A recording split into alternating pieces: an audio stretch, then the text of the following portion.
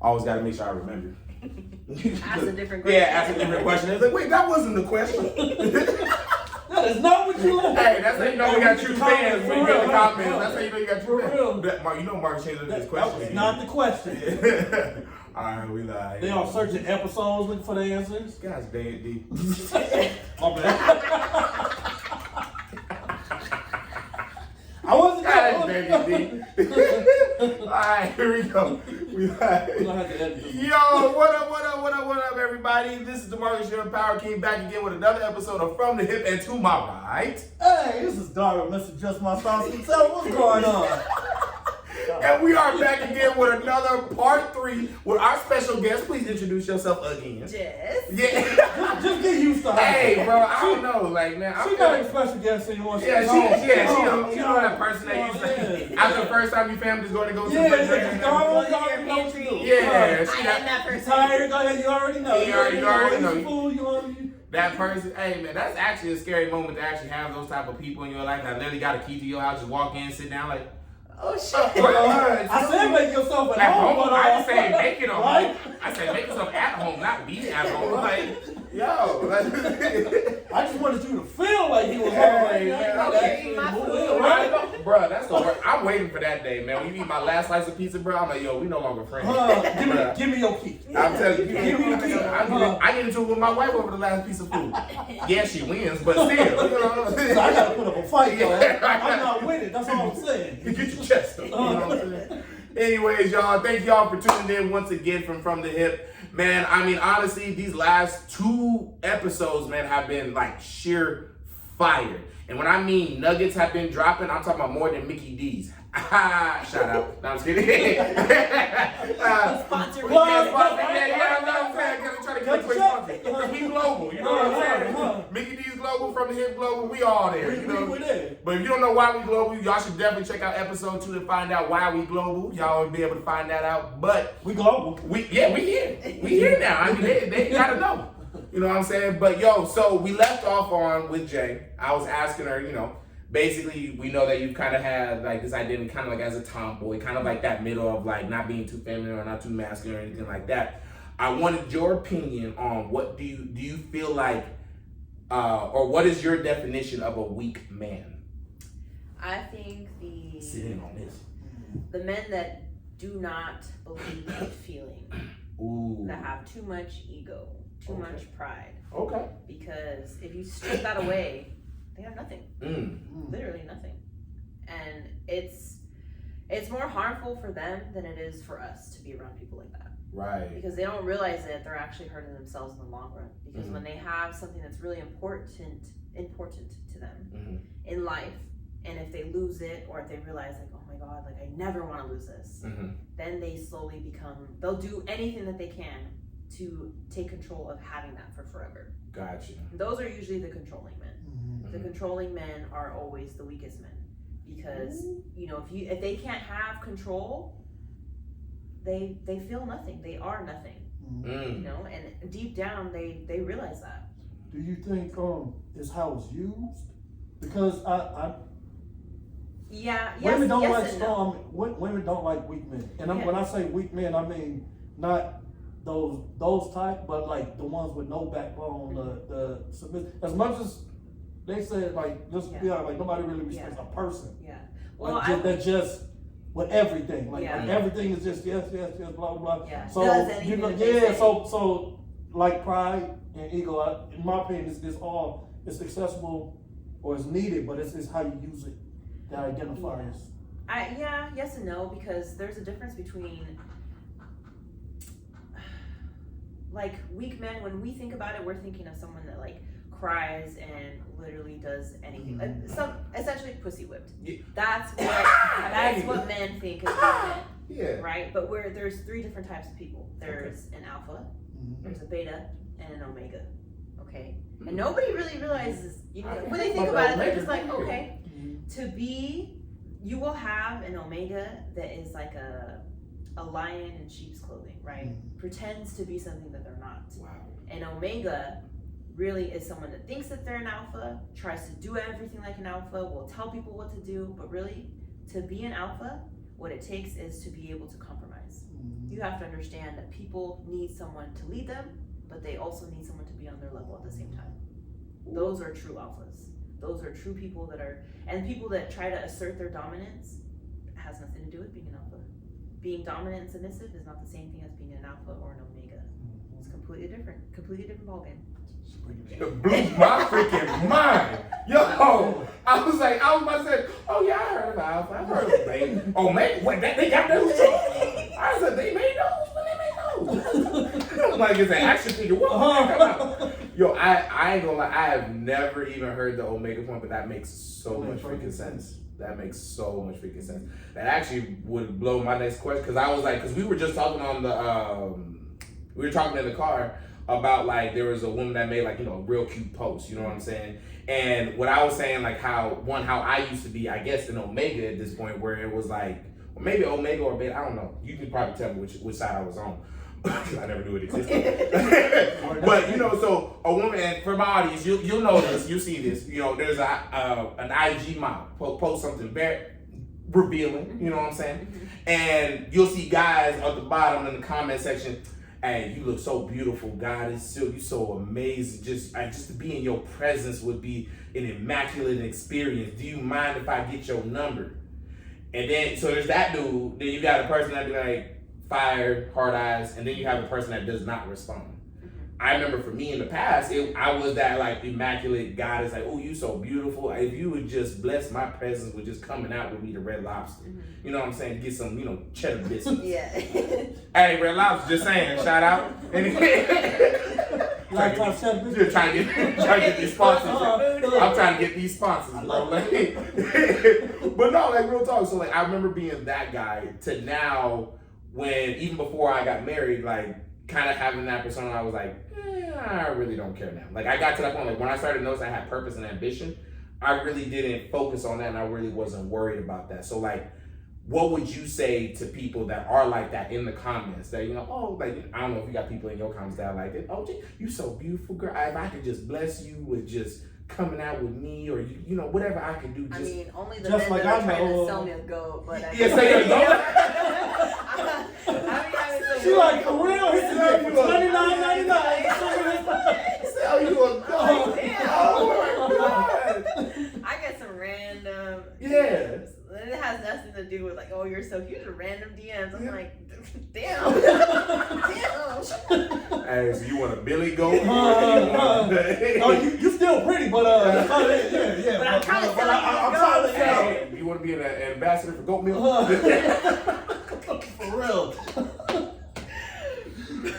but yeah, how would you handle that comment? Or actually, no, this is a better question. What would you say to men like that? Honestly, just telling them that has nothing to do with how they make me feel.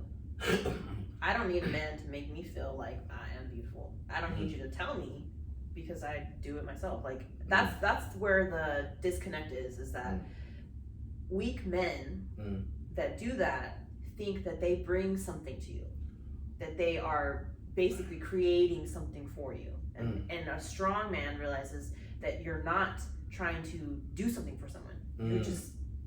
You're just together. You're two individual people in marriage, in life, and it doesn't matter. If you're both alphas, if you're both strong, you realize that you both have something to bring to the table.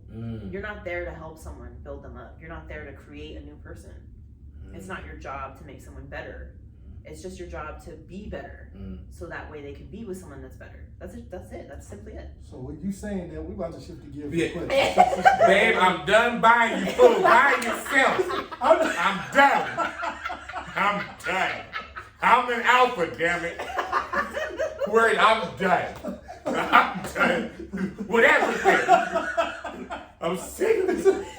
I don't want to be an omega, half chapter, nothing. I am a man. I'm like, and on the next episode, Marcus ain't there. So, this is me and Jess now, because, Marcus didn't make it no more. He said, parking right. He got tires slashed. He came two from the hip. I think this time, yeah. Oh, my God. No, but what would you say to women that think that way? Ooh. It's the same thing. So for women that prey on men that are naturally submissive, you call it prey. Oh yeah. Okay. Oh yeah. Wow. You can see them. Go ahead. I mean, if you think about it, when you're at the club, you're like, I want free drinks, right? Who are you gonna go to? You know who the sucker is. You're not gonna go up to the dude, the nicest looking dude that be chilling there, like not fucking with nobody. You're gonna go for the dude that obviously be lurking. Sabrina, I want my money back. So remember in 2004? You don't remember 2003? That's the Beatles. You don't remember? I know what happened now. Jagged Edge. You remember the song? Shake That Monkey by T-Shirt was on. You know when. You know. Now I know you didn't like me. You didn't. It was all about the drink. You didn't even call me back. I'm sorry. Okay, I'm good. But it's the same thing. Yeah. You know, women have egos too, and society makes you think that women cannot think like men. Women cannot do the same thing as men. No, we are fully capable of being toxic and creating toxic relationships. I think y'all beyond. I think like I always say the difference between a man when it comes down to cheating, men is just stupid. Yeah. That's just Yeah. a fact. Yeah, Like men, it's just because, it's and I say just- stupid in the sense of like, you know, we don't think straight. So like you ain't even calculated. And let's be honest, like where y'all, you know, it is. But like, so recently, I'm quite sure you guys seen like that Deion Sanders video of how a man's supposed to. Oh yeah. And so, yeah. but I realized, like I seen it this morning, what sparked it is I noticed how many women reposted that. And so I Googled, like I went on YouTube and I looked up how to keep a man happy, and I seen like the views, and there's like barely even 50,000, if that, views on it. And I was like, this will be retweeted, and I always think this is why there's such a disconnect between men and women, because all the instructions are out there for us to do our part, but it's not so much on the other end. Which I say in a relationship, it's all about partnership, not dictatorship. So it's like, you got to do your part, you got to do your part. But when all the rules is all one-sided, it's like that other side. And it was like, damn, I seen how much, and I get it. Like, because that is, regardless, their video is a fact. Yeah. But it's like, where's the other side to that? Yeah. To build up both sides in order The other side for this to be union. Mm-hmm. And that's why when you said pray, I'm like, damn, I never thought about it that way, but damn, all right. I feel pretty Women will do it. Hey man, but you know me, I hate the game, don't hate the player, man. Yeah. You know what I'm saying? You can't not that people are gonna be what they are, they're gonna do what they do. But I think like what I hear you saying a lot today is it really takes you being honest with yourself in order for you to identify with these things. And it's just you bettering yourself. That's all it is. You just bettering yourself. I always say it's nothing wrong with being like, I messed up. So, in your opinion, where do you, since we're on the subject, where do you feel like the biggest disconnect is as far as communication between men and women nowadays in society? Like, where do you feel like we're almost missing each other or missing the boat? I think it's having sympathy and being able to understand, putting yourself in other people's shoes. So like empathy, right? Yeah, like being able to understand, having the time and the heart and the compassion, like all of that, to really look at someone and try to understand. Because a lot of times you'll get mad about stuff and you're more mad because you're just mad about it. Yeah. You know, you're not even trying to understand why that person made you mad, or why you're feeling the way that you're feeling, or why that person made you feel like that. You know, why they're reacting to what you said. You know, like those men that get mad when you start to get mad. Oh yeah. You know, it's like, I'm mad now because you didn't do this, and then he turns out all pissed. It's like, well, why are you mad? Okay, well, you mad? You don't have to. Yeah, Don't all aggressive. Hold on. Stop it. Right. That's what ends up happening. It's like, it's being able to understand, like, you are two different people. You don't always have to be on the same page. You don't always have to agree, but you have to be able to have enough heart to understand someone, to understand why they freak out about things. You know, some people that have OCD, honestly, it varies. Like, I know someone that has OCD that needs to clean stuff all the time is because she lived in a crack house. Right. You know, she went through an experience of like having shit everywhere. And now, like, you know, she went through relationships and people just thought like, oh, this girl crazy. Yeah. You know, she's hella controlling. But really, I had to tell her like now it's her husband, but I had to tell him like, you know, I'm gonna just nip it in the bud because I don't want to see her going through this shit again. I said, she's like this because of this. She won't tell you, but she lived a terrible childhood. Right. She lived in a dirty ass house. So when she tells you to pick up your shoes, you best believe you Yeah, better pick you up better your pick shoes them up. Okay. because she be picturing, you know, that crack house and living like that. Would you say that's like trauma? Yeah. That is weird. Trauma. And she's turned it into just trying to be clean. You know, now she doesn't freak out and yell so much when something's not, you know, but she takes it upon herself to quietly clean it if she needs to.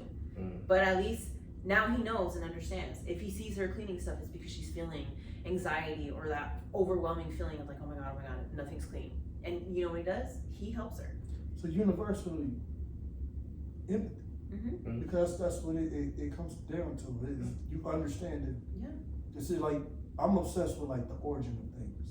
Like I just like I want to know like the first cuss word. Like, what happened? Like how did that? But it's just how I process like to understand. I do like I really do. I was thinking the first now you got in my mind the first cuss word. I'm like, I always wonder like when somebody say like dumb, right? And it's like, yo, what happened? Like what happened in that scenario that gave it that meaning? Like I'm just wondering what.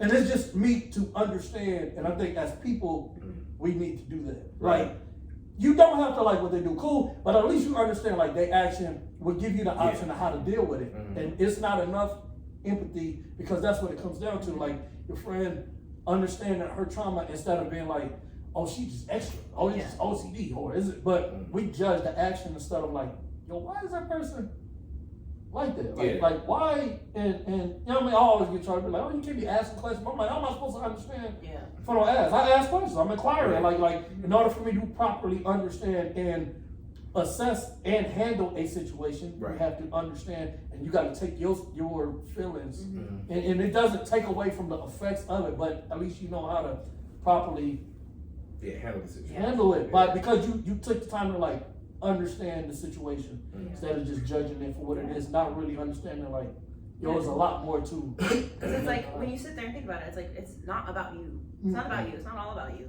So why would you push someone away for, you know, for something that they do, for the way that they act? Like why do that? You know? Yeah, and I learned that like with the work that I do. Yeah. And like, you know, you come to work, the kids just, you know, hey man, he left you, blah blah blah. And I remember, like, I learned, it was like, you know, a lot of this is not my fault. Like, don't take it personal. Like, damn, bro, I ain't been here in 2 days. And all. But it's like, oh, he mad about something else. So let me not pile on what's going on. Let me not take it personal, but I understand the situation. Instead of being, well, you too. And then now it's on some stuff, not even understanding he dealing with something that ain't got nothing to do with me. I'm just a target at that moment.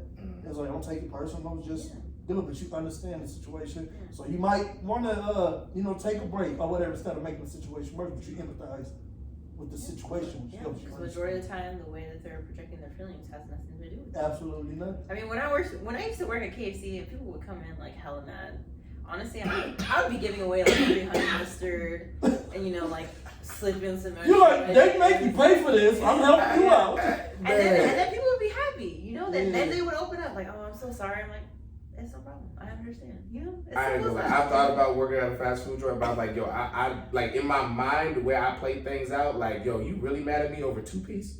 That's what you mad about? Right. Just because it ain't spicy, bro? That's what you mad? Right. I got real life problems. You were coming to my school up here. You got out the fry. Get your shit together. That's really my like. I really be thinking that. I'm like, yo, I get. So you really mad at this ice cream? You mad? Right. Yeah, I'm like, okay. You wanted $5. I just gave you 1 extra, and you tripping? I'm about to say, like, I gave you a free hash brown. Now you wanted everything. Right. Okay. But man, you gotta. I'm not gonna say what it is, but like I go to Starbucks and I just do this thing at Starbucks. Okay. Right. And I don't like to bring light to because I don't like, you know, I just do it out of goodness of my heart. And I understood like people go to Starbucks to get like I call Starbucks crack in the cup. Yeah. Like if a person like my manager, I know when he didn't have his coffee as soon as he walked in the door. Oh yeah, facts. And I be like, yo, like that caffeine is real. Yeah. So I do something at Starbucks just to make someone happy. Like, you know what I'm saying? Because I understand, like, yo, this person getting their day started. But so you pay for the person. Look, man, I'm not going to look. I just go to Starbucks, right? I'm about to say something. I'm going to say I have. You know what I'm saying? And it is just because I don't care. It is what it is. But I always tell the workers too. I be like, yo, don't let nobody fuck up your day. Yeah. Like people come here and they come here to get their day started, so they might be tripping. It's 6 in the morning. Like you ain't come. Just get through your day. Yeah. Enjoy your day. Yeah. And people mad about us. Just don't take nothing personal. Like you know why you here. Yo, actually, cool. You leaving though, I look at you all day. So, but you're not about to ruin the rest of my day at work because you didn't woke up. Yo, chill out. Yeah, right. You right like work because you decided to hit the snooze. You take it out like I'm not taking your coffee. I wasn't your alarm, right? Hey, bro, I'll tell you, that's what. You know what I'm saying? But it just takes understanding that empathy. Like everybody go through shit. Yeah. Everybody go through stuff, and that's why you gotta be careful how you treat people. But everybody go through stuff, and it's just you taking yourself out of your situation. You know, it ain't about you. A dude honking at you because they take it. Nah, I could go over and beat the but like now what? Now you didn't create a situation not knowing this dude woman probably left him. You don't even know. And it's like, yo, just cool and get on. Now here's the thing with me, because again, I'm coming to the other side of it. It's like, when does personal responsibility come into play? And I think this might be hard because we're gonna go surface and then we're gonna go deep. So like in a situation that you were just talking about, like, oh boy, like, lost his, wife or whatever like that, took kids, whatever. Like, when does it become personal responsibility to which is like, yo, what I'm going through doesn't have to be somebody else's baggage. Automatically. It should automatically come into, right? So now I'm gonna go back into something that we talked about in part 2, so y'all better check it out so y'all know what we're talking about. When it comes to rape, right? And we were talking about earlier how it's like, a person will ask like, okay, where were you at? What were you drinking? Were you drinking? Who were you around? Right? And even in the show you were talking about with the gay dude that got raped too, right? So now me kind of playing the other side, and hopefully the world won't cancel me. I'm like, so when does personal responsibility actually come into play with that type of situation? Because I'll think of it like this. If I decide that I want to go on a dating app, right, and I see a person on there that looks really, really good, and I'm like, okay, I'm going to go on a date with them. I decide, she's like, oh, meet me behind the alley in Timbuktu somewhere. Oh, she's fine, so I'll still go, right? But then all of a sudden, I get jumped, jacked, money, left for dead pretty much in this alley. When does personal responsibility ever play a part into a possible situation that could be very harmful for you? I think as a female, like, maybe because my dad was a cop, I was taught so much stuff. But I told one of my clients this. So if you pay attention to me in the gym, I never stand, sit, or I'm never anywhere where there's nothing behind me. And that's something that I've learned because when someone comes up from behind, it's game over. Yes. You can try and come at me in front. Yeah. Good luck. Yeah, good luck. Yeah. Good luck. Good luck. Because I'll see you coming. Right. And it's things like that, is that, there's some women that are taught stuff like that. There's some women that are not. I think when you're naive to think that everybody is nice, it's the wrong way to go about it. Got you. I'm not going to say that everybody's mean, everybody's out to get you, but you have to remember that not everybody is always there. You want to make sure that it's a safe place for you at all times. So being aware. It's just facts. Like, there's never going to be a time where I could ever go somewhere at night and I can be safe. Never. Like, why would I think that I can go to, I don't know, a Walmart in somewhere deep in LA that I've never been and just waltz in there and buy whatever the hell I want and then come out at like 10 o'clock at night? So then what would you call that, right? So you wouldn't call it obviously like your fault, because obviously the people that chose to do bad to you, they're the ones who chose to do it.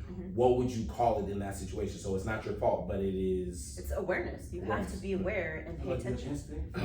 Just being like, pay attention to your surroundings. Like, why would... And it comes with anything. It doesn't even have to be with like getting raped or things like that. It's just driving. For instance, be aware for coming here, right? Be aware of your surroundings. Like, why would you just be driving and not pay attention to anybody else like around you? That's the whole point of why you go to driving school, because they teach you that. always pay attention And on to your that, surroundings. just real quick, because I had a rant on, I lost it yesterday on Snapchat. I hate the 10 freeway accident. Excuse me. And there's some people that seen that. Hey man, I was pissed. I don't care. Yeah. All right, I'm just saying. Like I said that again, I'm normally cool, calm, and collected, but I had it like that day. It's like, I had to take it. I was like, whoa, but I'm gonna show you. It got real. Yeah. Not because I had to, because I couldn't stop thinking. Like I did kind of go. Like, I understand. Yeah, I went up on that driving because even when I think like I've been in accidents. Right. And wasn't my fault. And to where I could have lost my life. Right. You know what I'm saying? Mm-hmm. And so like I had to realize like a couple months ago when I'm driving, for some reason subconsciously, it's a certain, like one day I had to just be honest, like yo, it's a certain fear. Yeah. Because it's like, you know, I'm thinking like the worst scenarios, and while I'm driving I gotta be extra careful and all, because I've had accidents happen in front of me, and then one day I was like, yo, I'm traumatized by that, because why do I feel, and I'm a safe driver, but why do I feel like so uneasy about it? Yeah. About that, and because of the carelessness of that, and I was like, yo, that's traumatic. Like, in a sense, I'm like, why? I'm just can't even drive and all that. It's different. But because like me, accident happened yesterday. Today I'm back driving. I'm like, F it. Like, but and I couldn't realize, like, yo, why am I extra paranoid? For what reason? Like, the fuck am I scared for? But like that traumatic, untreated. Untreated. And I had to identify that, like, because at first I was like, I ain't traumatized, but I'm good. Stupid. Yeah. Like, I ain't miss a beat. I got work. Yeah, like I gotta get places. When your word pushes away your trauma, bro, I'm like, that's what makes me mad about society. Because I'm telling you, that same thing happened to me on McKinley. Like, I actually get nervous going around McKinley, but when I was working at Self-Made, because I don't know if you remember when I got into that accident. Right. So I was driving up to 91. And someone hit me and I almost sped off because, you know, there's like was that Aero Sports and that little plaza area, but there's a dip right there. My car was halfway on the freeway, halfway off. So literally, and it was raining. So I could have just literally slipped down. And so literally got out the car, you know, assessed the damage and everything, numbers and insurance, all that crap. I literally, the next day, when I actually got a rental car, went up the same street. I'm like, yo, I gotta get to work. I got money to make. And so I thought about it too. I'm just like, yo, like, society really has you working so freaking hard that you're not even able to address your trauma. Not even. And my accident was over 10 years ago. Yeah. Like 2005. I remember it was the first day I started working.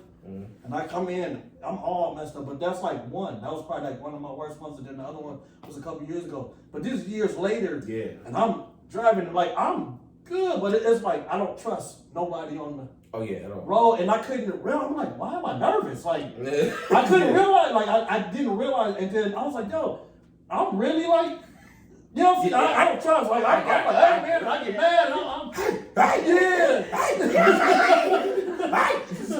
Seeing people like you, right? Boom, for real. Like I couldn't tell you. I was like, yo, I thought it was weird at first, but I was like, yo, that's real. You know what I'm saying? Because you get the flashbacks. Like the street that I got in my major accident, I'm up and down the street all day. Like, it's right down the street from my house. So every time I pass by it, it's like, yo, there's the house right there. It's like I never, and this is 2005. Yeah. You know what I'm saying? But it sounds crazy, but I'll be like, there's worse stuff going on in the world. Yeah. And that's how we suppress it. Yeah. Man, I'm worried about driving, but it's this and that, and not even knowing, like, that's hungry in Africa. Yeah, like, I'm saying I'm worried about passing my car. Like, that's in Africa. Right, you over here thinking about worried about your car and all that stuff. For real though, like, and I was like, y'all had to identify, like, I had to be honest with myself, and like, because I felt weak at first, like, oh, come on. But then I was like, nah, that's a real. It's like, but did you die? Yeah, like you hear talking about it. You hear, right? Did you stop driving? No. All right then. But like, it was like, yo, you gotta be honest with yourself about those things. And again, it's just understanding. And then you know how to go about it once you understand. But it takes you to understand it. in order to do it. Like, dude, there's like so many flipping traumas. One thing that hit me too real hard. I was watching. Wifey was watching Red Table Talk. Have y'all watched Red Table Talk? Yeah, Jay Pickett, all that. You know, and I'm just now getting into because I saw the entanglement thing, and I was like, okay, I don't need to watch this. Yeah, I'm cool. Like, I'm good. If this is what Jada and Will talking about, then that ain't none of my business. That ain't none of my business. Whoever get entangled, untangled, whatever. That's them. Tangled together. Yeah. But they brought up one particular subject, and I was so like blown away because I didn't even know it was a thing, but I didn't know that there was really like problems between the Black and Asian and even Mexican communities, and they brought it. Like, you see what I'm saying? Like I thought that same thing. So there was that. So obviously, no, like I'm from LA. Like I'm aware of all that. But wow. They literally brought it up. So they were talking about after the shooting that happened at that salon, I think it was. Yeah, that dude that came in that shot them, right? Yeah. And there were a lot of people in the Black community that were mad that like, South Asian crime like got more like influence and more like, you know, they pushed for like a law, and Black people, we've been dealing with this for a while, so we didn't get nothing, right? And so kind of like what I wanted to ask was like, have you ever experienced any type of those like racial divides or anything like that? Oh heck yeah. Yeah? Oh, hell. Before you get there, we're going to get back to that subject right there. So y'all go ahead and tune in to the next episode where we start getting into the racial disputes. You know what I'm saying? This stuff gets good. You know what I'm saying? It gets better and better every time I stop this. Yeah! Well, man, thank you so much for watching another episode of From the Hip. I'm the Marcus, your Empowered King. You can find me on IG at IM_the_empowered_king. And to my right. Hey, look, I know y'all watching. All right? I know y'all watching. You gotta say for the new people though. You got new people, you got new audience. We in Germany now. We about to be in Russia soon. You're right. Yeah, you gotta let them know. This is just my thoughts. Yeah. All right, and our special guest right here. Jess. All right, y'all tune in for the next episode. She's not a special guest anymore. Jess is part of this. Like it's official. It's basically just all three of us now. I know it's gonna be a lot of you guys watching. It's like, yo, she's perfect. Like AJ fit. So just get used to Jessica's face. Just get used to it. All right, y'all. Peace.